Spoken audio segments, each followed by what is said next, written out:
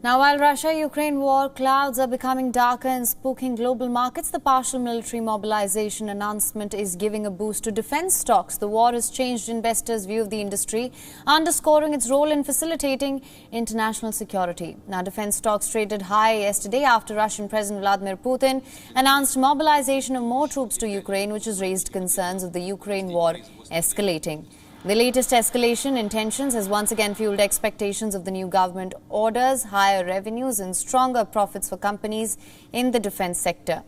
Yesterday, defence oil stocks lifted London's FTSE 100 from near 3 weeks' lows.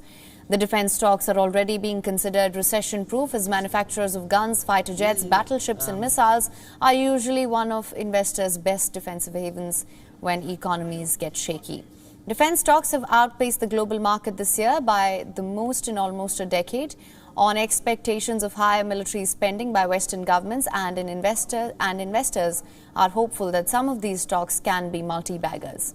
As the geopolitical tensions and Russia-Ukraine conflict escalate, there is more a likelihood of more orders going to key component makers of the defensive arsenal. Global spending on defense is going to increase manifold this year as a Russia-Ukraine war continues. Now, among the major defense stocks, BAE Systems jumped 5.4% yesterday, while the NYSE, since the beginning of Russia-Ukraine war, the stock is up nearly 37%. Lockheed Martin jumped 2.2% yesterday, and the stock has gained around 8%. The story is similar for General Dynamics, where the shares gained 1.3% yesterday in choppy US markets, while it has jumped 5.6% approximately since the end of February. Northrop Grumman shares were 1.5% at NYSE yesterday, while there is 26% jump visible in the stock since the beginning of the Russia-Ukraine crisis. The US, UK and other allies, they've pledged significant sums in military assistance to Ukraine and have sent hundreds of anti-tank missiles, drones, ammunition and other weapons to the country as well.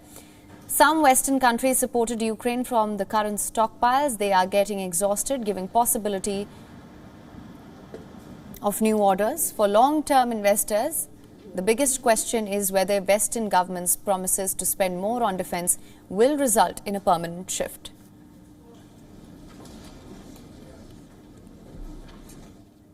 WION is now available in your country. Download the app now. Get all the news on the move.